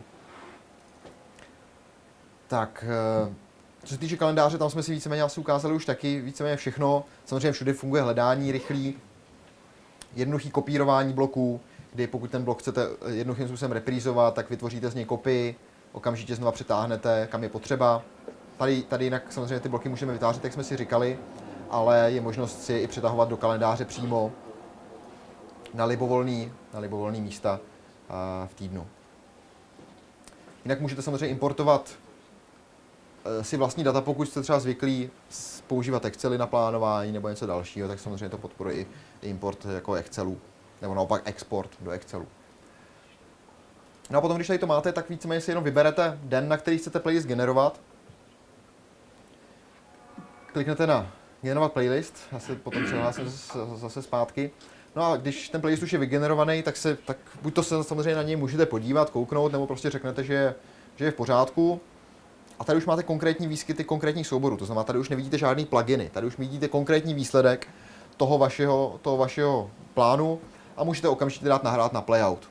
Jo, to, kde ten váš playout je, jestli to je FTP nebo nějaký file storage, to už je potom na vás, jakou máte infrastrukturu. Případně pokud budete třeba používat Smartcaster, tak vlastně okamžitě, pokud to nahrajete, tak potom zde v nástrojích ve správě playoutu vidíte, kde ten playlist aktuálně je, můžete s ním pracovat. A to si když tak teda ukážeme až v té druhé části. Já jenom ukážu, teda, že to generování playlistů je skutečně rychlý. Já tady mám nějakým způsobem nějaký demo blok, který vlastně v tuhle chvíli asi vidíte tamhle na výstupu z playoutu, tamhle to je přímo výstup z playoutu. Tak máme nějakou definici nějakých pár souborů, zapnutí loga, přepnutí do živáku. Tady mám nějakou položku náhodně 50 souborů ze složky HD Promo. Vidíte, že ten soubor má naplánovaný ve 3 různých časech, protože tady jednoduchým způsobem, když se překliknu, tak se mi automaticky přepočítávají tady ty časy, takže skutečně vidíte reálný start time toho daného příspěvku. Tak a třeba to přesunu teďka tady na 12. hodinu nebo na 11:30 a vytvoříme si playlist na dnešek od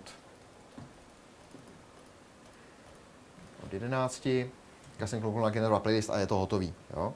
A v tuhle chvíli, já když tady kliknu na upload to playout, tak tím, že já v tuhle chvíli tím, že to mám v tuhle chvíli na jednom serveru, tak se jenom překliknu tady jenom v tom logu vidíte, že ten soubor se tam nahrál skutečně na ten playout a já ho můžu tady okamžitě začít hrát. Já si ho tady jenom vyberu, ten je 11:30. Samozřejmě tady to funguje plně automaticky. Pokud používáte daily playlisty, tak ten playlist se spustí v ten daný konkrétní čas nebo naváže v konkrétní hodinu.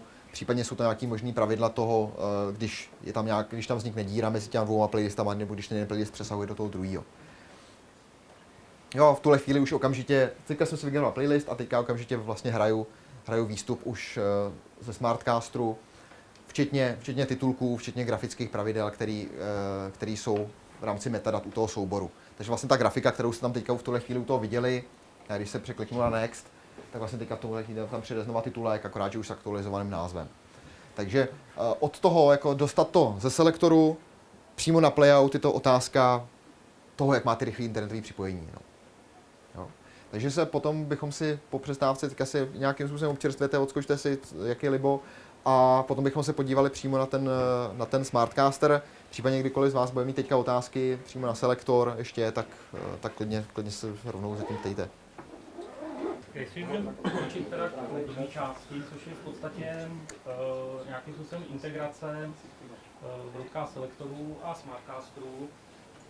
Zase jenom ve stručnosti myšlenka, proč jsme vlastně k tomu produktu došli, jelikož více než 10 let spolupracujeme s firmou Playbox, která vlastně dělá playoutové řešení, kdy vlastně my jsme měli nějakým způsobem ten plánovací software, který, jak jsme říkali, je úplně nezávislý na playoutovém řešení, ale vzhledem k té úzké spolupráci, kde nějakým způsobem děláme i na vývoji, tak vlastně většina těch funkcí, které tam byly jakoby doplňkových, právě komunikovala s playoutama od Playboxu, kde byla spousta jakoby vychytálek, ale v podstatě neovlivnilo to nějakým způsobem to generování těch playlistů pro jakýkoliv jiný playout.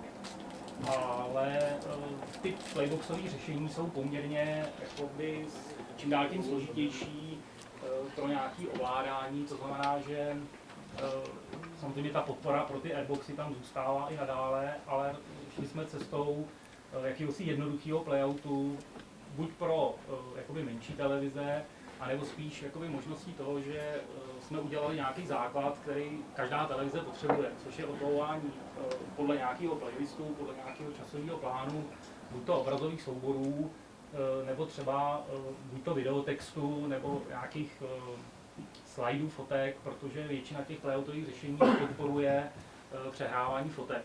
To znamená, že vždycky se muselo dělat, a i třeba to byl důvod, proč jsme udělali naše řešení pro generování nebo videových souborů z fotek, protože ty playouty prostě fotky hrát neuměly. Takže vlastně u toho Smartcasteru jsme šli, nebo jako základ jsme tvořili z přehrávání souborů, z přehrávání fotek.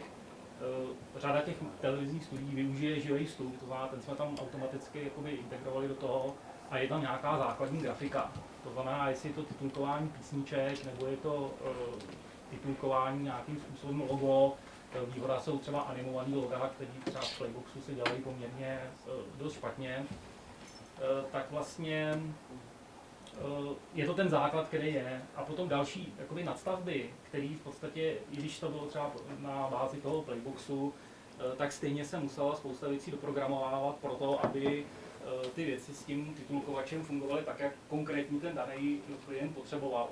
Takže vlastně tady jsme šli cestou základního playoutu a jakýkoliv další nadstavby, které si týkají hlavně třeba těch grafických věcí, grafických pravidel, tak v podstatě vycházejí už potom z potřeby toho konkrétního jednotlivého klienta, kdy prostě podle toho, co je zrovna potřeba, tak se nějakým způsobem tam grafická vrstva nad sebe nebo nad to dá dodělat, a je to přesně, není to univerzální řešení pro všechny, protože vždycky se stejně potom najde něco, co potřebuje ten konkrétní klient. Tak jo, děkuji za uvedení Alanovi. Někdo z vás už možná má tady v ruce letáčky, kdo ještě ne, tak si je určitě odneste domů, kde máte vlastně informace jak o tom selektoru, tak i základní informace o tom Smartcasteru. Jinak informace ještě naleznete samozřejmě na webovkách broadcastselector.com. Pokud za to nezadáte ten login, tak na vás vyskočí klasická prezentace, zatím jako teda jenom v angličtině, kde za chvilku přivedou právě informaci o tom Smartcasteru. S tím Smartcasterem jdeme vlastně dneska teprve poprvé ven někam na veřejnost a poprvé ho nějakým způsobem prezentujeme. Takže kromě toho, co říkal už Milan, tak je to teda multiformátový playout. Chlubíme se teda tím, že je to i 4K playout. Takhle, přehrává Smartcaster i 4K soubory. Co se týče výstupu ven, tak pokud máte 4K deklinkovou kartu, tak samozřejmě 4K ven z toho dostanete, ale zatím jenom v 25 oknech. Jo? Přece jenom ten standard 4K asi bude 50p, nebo je teda 50p, takže jako plnohodnotně jako výstup 4K z toho nedostanete, ale 4K soubory na tom bez problému přehrajete. Jinak co se týče výstupů, tak klasické SD, HD, libovolný formáty. Co se týče přehrávání, tak přehráváme všechny běžné typy souborů, od MPEGu, AVC, H264, DVčka, QuickTimey, i MXFka. Úplně v pohodě, přes toho přehrajeme i záznamy právě z Blackmagikového harddiskového rekordéru, z Hyperdecku. To znamená, že poměrně dost jakoby jednoduše se to dá integrovat do třeba vašeho workflow, kde třeba něco ingestujete a potom chcete rovnou odbavit. Obsahuje to i grafický titulkovač, neboli nějakou vrstvu, která je nad tím videem, nebo x vrstev, kterých může být neomezený víceméně množství, nebo neomezený do té míry, kolik zvládne samozřejmě váš počítač. A ty grafické šablony, které se zobrazují, jsou tvořený v HTML5 jazyce. HTML5 nebo HTML určitě znáte, protože pracujete předpokládám každý den s nějakýma webovkama. Takže cokoliv, co dneska vlastně vidíte vy na webu, nebo jakoukoliv šablonu grafickou, kterou vy někde vidíte, tak se dá jednoduchým způsobem implementovat právě jako grafická šablona přímo do tady toho playoutu. Včetně veškerých animací, plynulejch, víceméně cokoliv vás napadne. Samozřejmě nemusí to být pouze tím podkladem pro tu grafickou vrstvu, nemusí být pouze HTML, ale může to být jakýkoliv jiný statický obrázek nebo nějaká animace. Tím pádem ten Smartcaster obsahuje nějaký layer mixer, který vám vlastně můžete si představit jako Photoshop, kde máte jednu základní podkladovou vrstvu, což je to video, a nad tím máte x jakoby dalších vrstev, které můžou být zase animace, statické obrázky, i audio, jo, který samozřejmě třeba není vidět, a tak dále. To řešení celé je řešený přes vzdálenou správu, to ovládání je řešený přes vzdálenou správu, to znamená, že vy máte nějaký server, který může být v klasickém v podstatě rakovém provedení, může to být ale i klasický desktop, jestli jste si všimli tam na chodbě, tamhle máme HPčka i5, který stojí v tuhle chvíli třeba nějakých 18 000 korun, a potom je to samozřejmě na tom, jakou si do toho dáte decklinkovou kartu nebo Blackmagikovou kartu. A pokud chcete samozřejmě profi řešení, tak klasický rack, což je vlastně ten server vysílací, a tu samotnou správu toho, co se vysílá, můžete samozřejmě řešit přímo u toho stroje, u kterého máte třeba připojený monitor, nebo tam máte nějaký VNC, nebo TeamViewer, nebo něco podobného. A nebo tím, že jsme právě úzce propojení přímo s tím systémem Broadcast Selector, tak si otevřete Playout Manager přímo v Broadcast Selectoru a spravujete si vysílání přímo přes webový rozhraní. A ještě taková jedna důležitá vlastnost, kromě samozřejmě těch výstupů, který to podporuje, tak to podporuje i živý vstupy. Až 4 živý vstupy, nebo spíš více podle toho, jakou máte, jestli máte třeba quedovou kartu nebo jednoduchou vstupní kartu od Blackmagica. Co se týče těch takhle vlastně vypadá ten to samotné rozhraní toho na tom serveru. To znamená, tady nemáte víceméně nic, na co byste asi nebyli zvyklí. Je to klasický playlist, který v podstatě odbavuje položky jednu za druhou.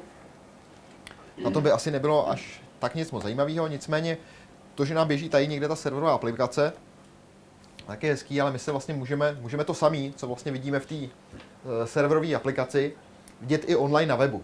Vidíte, že je tam drobný zpoždění, tady to je vlastně výstup přímo z SDIka, přímo z toho playoutu, vidíte tam drobný zpoždění v tom náhledu, je to samozřejmě způsobený tím, že tady to je jenom nějaký H264 stream pro náhled, abyste toho viděli přímo ve webovém prohlížeči. Proto je tam takový nějaký drobný zpoždění, pár vteřin, ani ne, možná vteřina. Ale vlastně vidíte tady progress bar, vidíte v jaký čas jsou naplánované jednotlivé položky. A co je důležitější, vy vlastně můžete ten playout jednoduchým způsobem ovládat přímo odsaď. Většinou stejně ho nějakým způsobem brutálně asi měnit nebudete ten playlist. Jo? Budete spíš sahat do toho playlistu tak, abyste třeba vyskočili ze živáku, nebo vstoupili do živáku, nebo abyste umazali pár položek, které vám třeba přetejkají po živáku, nebo abyste tam třeba na poslední chvíli mohli zařadit třeba nějakou vaši reportáž, kterou jste před chvilkou nahráli na odbavovací server.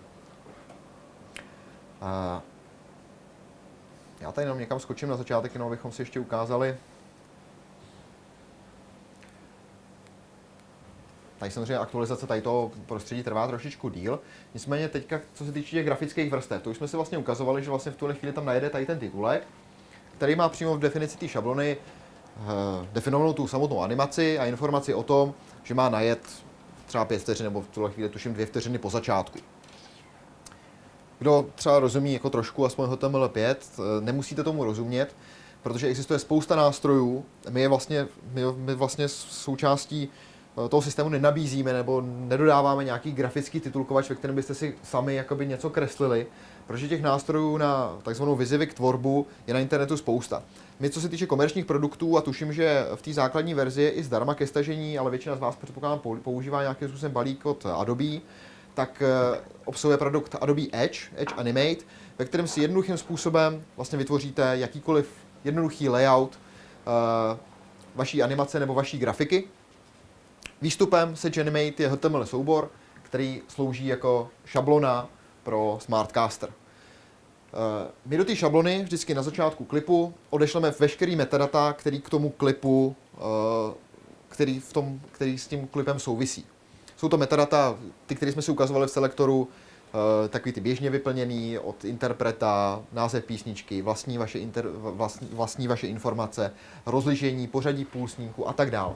Co vy tady s těma informacema v rámci té šablony uděláte, jak je zobrazíte, je čistě na vás. Jo, takže tady my v tuhle chvíli máme tu nejjednodušší možnou ukázku, kde vlastně máme 2 metadata, název písničky a interpreta, který pošleme do té šablony a ta šablona už se jenom nějakým způsobem zobrazí, včetně nějakého efektu jednoduchého přejetí, výměny toho názvu za to, co je skutečně součástí těch metadat a nějakého odjezdu. Vidíte, že je to všechno plynulý krásně. Tady těch vrstev tam můžete mít neomezené množství, standardně ta grafická vrstva jede prostě v jedné vrstvě, ale není problém nastavit pro každý grafický event, aby se renderovala v jiné vrstvě. Měl jsem tady včera jenom takový dotaz třeba, jestli se dají spustit jakoby 2 loga přes sebe nebo něco podobného. Vy můžete spustit cokoliv, v kolika chcete vrstvách, jo? Takže můžete mít klasicky třeba jedno logo. Tamhle máme logo toho Smartcastera, ale teďka, jestli to bude vidět,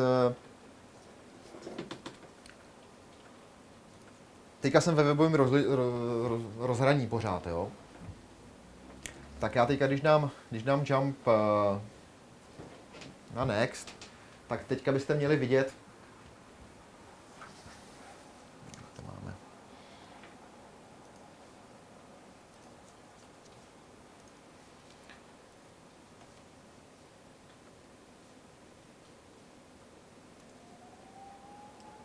Že to logo je skutečně animovaný. To logo je to řeší jako spousta televizi, bych třeba chtělo minutový logo a jednou za minutu, aby se třeba nějakým způsobem protočilo nebo se tam něco změnilo. Když se koukneme do té vysílací složky těch médií, tak my tady máme složku, která se jmenuje loga a vidíte, že těch log tam můžete mít neomezený množství, jsou to klasické videosoubory. A tady to je nějaký QuickTime, který má na sobě samozřejmě alfu a má jenom nějaký 3 nebo 4 vteřiny, já nevím, jak dlouho ta animace trvá. Výhoda je v tom, že vám tam zůstane viset v tuhle chvíli schválně poslední frame. To znamená, že my tam máme animaci, která vlastně skončí a zůstane tam pořád ten poslední snímek. To znamená pro vás třeba pro to, jak udělat animovaný logo, jednoduchý návod, prostě mít na začátku, na konci stejný frame a jednou za minutu prostě to logo odbavíte, spustíte. Jo, v rámci třeba grafických pravidel šablony nebo grafických pravidel přímo toho playoutu. Tak,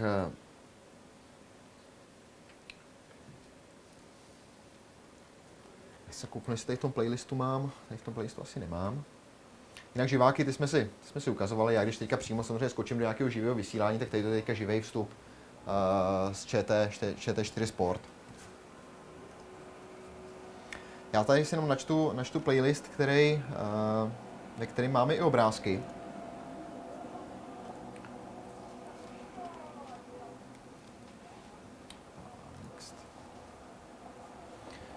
Tady pustíme schválně zvuk.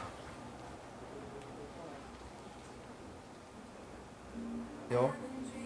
Takže vlastně teďka přehráváme klasický JPEGy, který mají nějakou stopáž, která je přímo definovaná v playlistu. Jsou nějakým způsobem naprolínaný a hraje pod tím hudba. Je to jako klasický jakýkoliv jiný event, který vám třeba spouští logo, nebo v tuhle chvíli vám spouští audio background.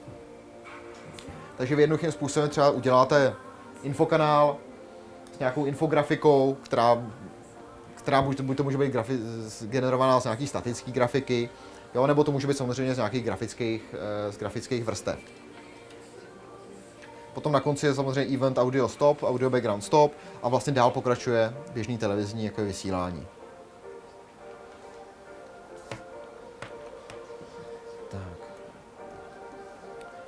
Tady té verzi, protože samozřejmě to, jak říkám, je to taková zatím beta verze, která ještě během tady toho měsíce ještě bude se nějakou dobu vyvíjet a testovat. Ale co se týče té integrace hlavně se selektorem, velká výhoda je v tom, že vy v tuhle chvíli můžete pracovat se všema souborama, který máte v selektoru a jednoduchým způsobem je přidat do playlistu a selektor se sám postará o to, aby ten soubor se vám nakopíroval z toho vašeho datového úložiště přímo na ten playout. To znamená, že zamykání těch souborů probíhá necelý 3 vteřiny před dohráním toho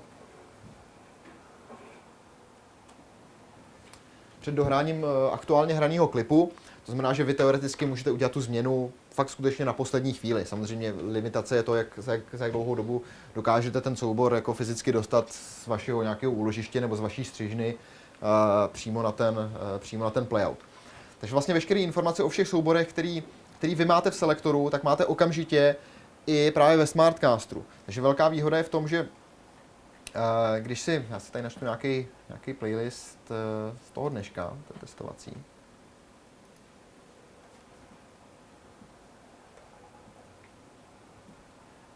A můžu si okamžitě otevřít vlastně z toho playlistu ten soubor v selektoru. To znamená, že můžu se podívat za prvý, co konkrétně budu vysílat, co prostě budu třeba vysílat za půl hodiny a otevřít si ten konkrétní soubor a přehrát si ho a podívat se na něj. Případně upravit u něj metadata. A okamžitě se mi to vlastně projeví, pokud používám Smartcaster, tak se to okamžitě jakoby projeví, jo? Na rozdíl od jiných playoutů, kde vy vlastně musíte pořád aktualizovat playlisty a nahrávat nový a nový playlisty. Takže vy potom celou tu zprávu toho vysílání vlastně řešíte pouze a jenom vlastně přes web. Tady jenom vždycky ten stream samozřejmě naběhne až po chviličce, protože než se ten váš webový prohlížeč připojí k tomu streamu, tak to nějakou jakoby dobu trvá. Jo. Je to prostě víceméně jenom takový testovací, náhledový výstup, abyste věděli, že skutečně něco vysíláte, ale vidíte tam skutečně ten master výstup, včetně veškerých grafiky, včetně veškerých vrstev. Na rozdíl od jiných playoutů, kde většinou vidíte jenom tu základní vrstvu s tím videem. Takže v tom je ta velká jakoby výhoda integrace právě selektorů, právě se Smartcasterem, metadata, veškeré informace, veškeré videonáhledy, ještě předtím vlastně, než odvysíláte. Co se týče daily playlistů, tak ty fungují tím způsobem, že buď to v manuálním režimu, že vy vlastně si vygenerujete playlist ze selektoru na nějaký čas a dáváte append playlist, to znamená, že na konec aktuálního playlistu se přidá ten nový playlist. Starý neodehraný položky se postupně jakoby odmazávají, aby vás tam zbytečně jako v tom rozhraní jakoby nerušili, tuším nějakých x hodin zpátky. A dorovnání je potom na vás mezi dvouma playlistama. A nebo jste plně jakoby automatickém jakoby režimu, kdy vlastně využíváte takzvaně těch daily playlistů. Já když se kouknu na názvosloví těch daily playlistů, tak vlastně mají vždycky rok, měsíc, den a případně hodiny, minuty, vteřiny v čas, ve který se mají odstartovat.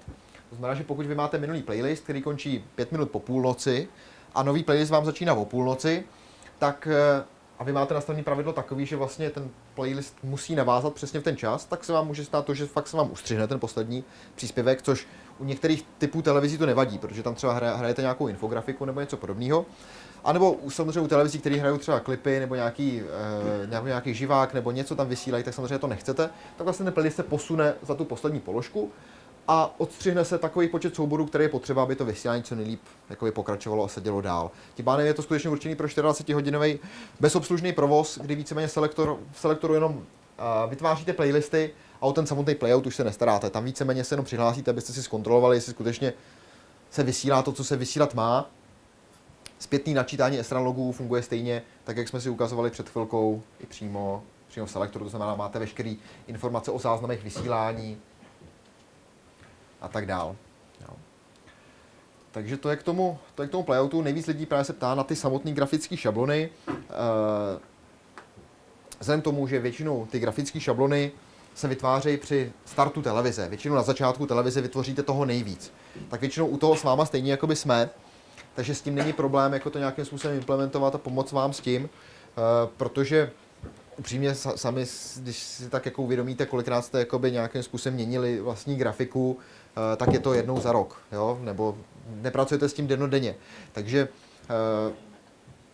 nenabízíme k tomu nástroj, který by vyloženě jakoby Visivik sám jakoby vám dokázal jakoby kreslit ty grafické vrstvy, ale jak říkám, existuje spousta nástrojů a pro nás jakoby tím nejdůležitějším je vytvořit z toho HTML v podstatě šablonu a ta se dá potom odbavit v libovolné vrstvě a vlastně veškerá ta logika toho, co se jak má zobrazit, je vlastně na tom čistě, jak vy si to vymyslíte. Jo? Třeba pro sportovní televize máme pár projektů, které jsme teďka jakoby řešili, kde jsou třeba výsledkové tabulky po zápase, jo? A nebo nějaký statistiky. Chcete otočit 3-4 tabulky. Všechno je to vlastně jenom logika toho, jakým způsobem toho, co bude obsahem té šablony, té HTML v podstatě stránky, když to tak řeknu. Tak, co se to týče ještě toho playoutu, už mě toho asi moc jako nenapadá.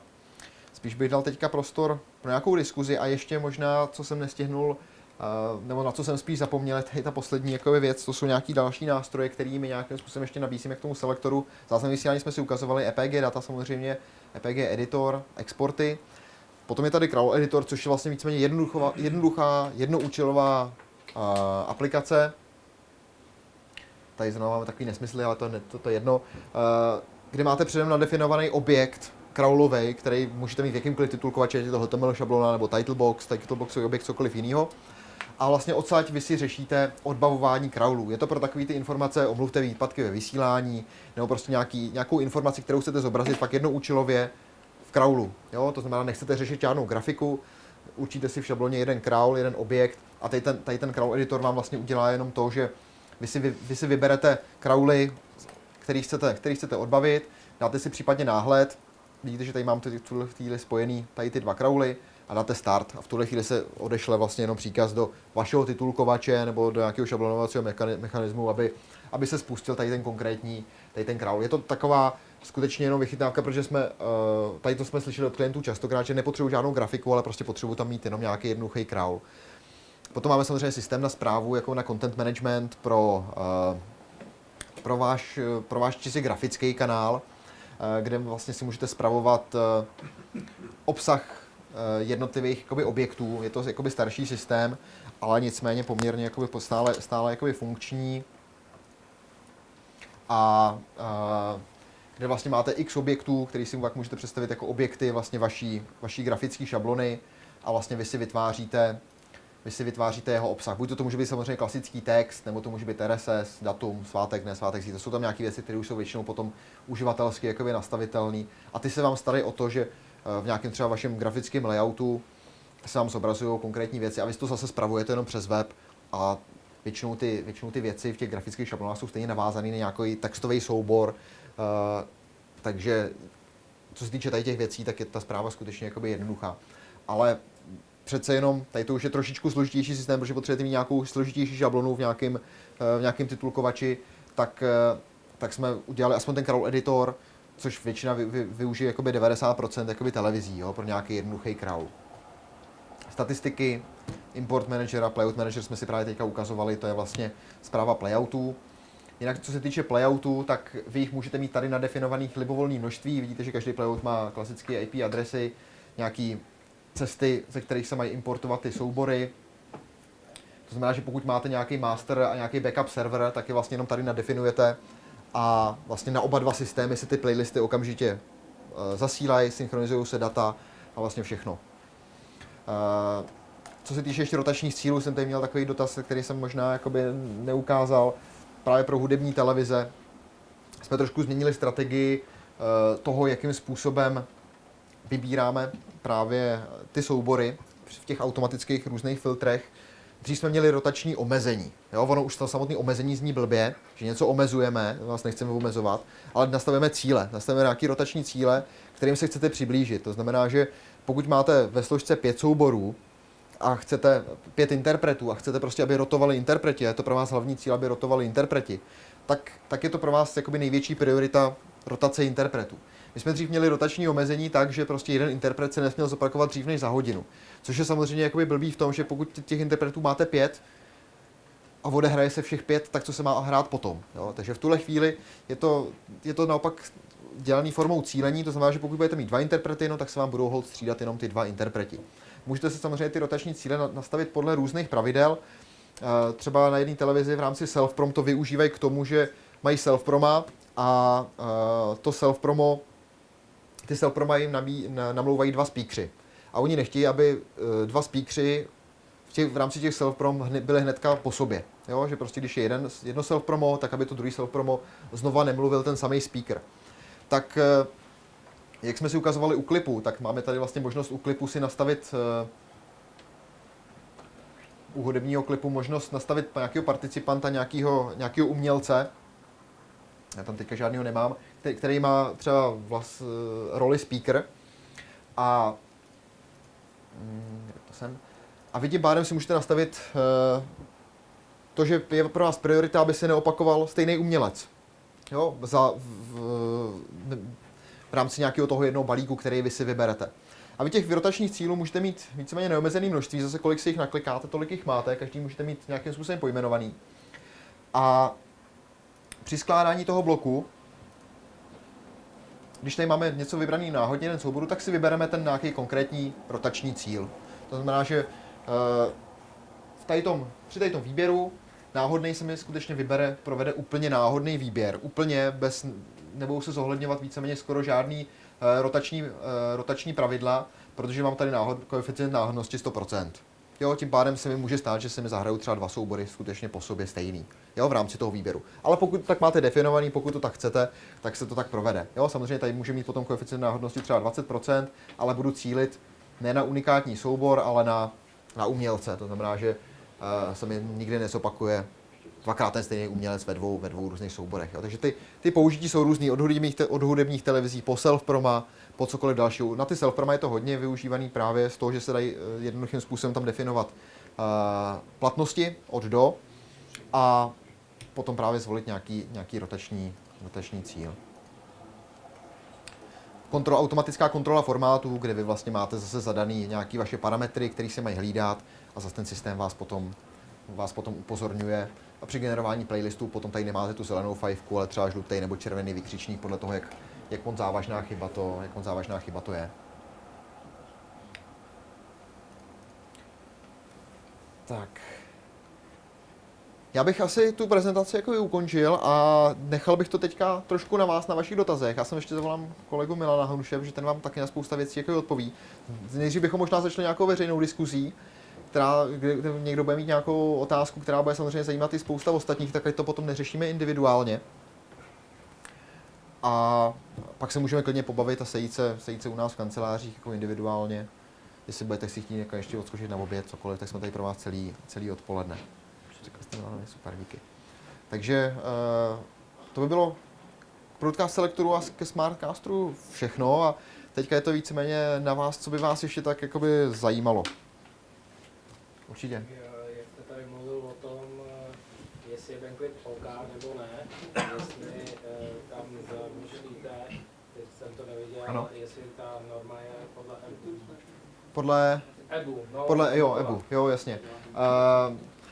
Máme připravený máme analyzátor.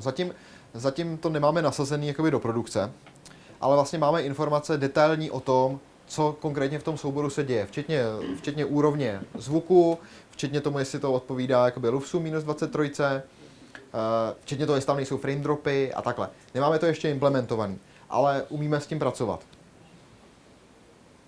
Jo, jako, jestli chcete řešit fakt jako normu, tak a pokud vám stačí jenom vědět informaci, jestli je to OK nebo není to OK, tak se to dá implementovat poměrně rychle. My jsme tady to řešili třeba u právě hudebních televizí, že jsme chtěli vykreslovat třeba waveformu konkrétní, aby tam třeba bylo vidět, jestli tam nejsou nějaký tichý pasáži, nebo jestli to bylo dobře střížený, nebo jaká je tam úroveň hlasitosti. Nebo tuším jedna firma dokonce řešila automatickou detekci, tamhle si můžu prozradit, automatickou detekci BPMka, jo? A naopak zpětně to potom tady tu informaci nahrávala do selektoru, jo? Takže jako těch možností je samozřejmě spousta. Někdo si to chce vyřešit sám, tak může, ale tady to si myslím, že pokud to odpovídá nebo neodpovídá, rovně je docela zajímavý nápad, který by se tam dal poměrně rychle, si myslím, implementovat. Jinak teďka, když mluvím o tom, jak ten systém může komunikovat se systémama třetích stran, tak ve staré verzi to byl poměrně jakoby problém. Tady ta verze má poměrně kvalitně popsaný API, který je otevřený. A vy vlastně ke všem objektům, se kterými v systému pracujete, tak vlastně máte popsaný API a jednoduchým způsobem můžete k těm souborům přistupovat a naopak do nich zpátky zapisovat. To znamená, že integrovatelnost jako s nějakýma dalšíma systémama třetích stran je naprosto jednoduchá s tou verzí. Jo, můžete z toho systému jednoduše číst automaticky do něj i zapisovat. Jo, třeba exporty právě pro nějaké reklamní systémy a takhle. Vlastně my nepotřebujeme generovat žádný Excely nebo CSVčka nebo XMLka, posílat je, ale přímo ten systém si šáhne sem a vytáhne si prostě konkrétní informaci třeba ze stran logu, jo, kde je funkce search a vrátí vám to prostě všechny soubory v nějakém třeba rozhraní od do a zase to už je spíš věc potom jako pro ajťáky.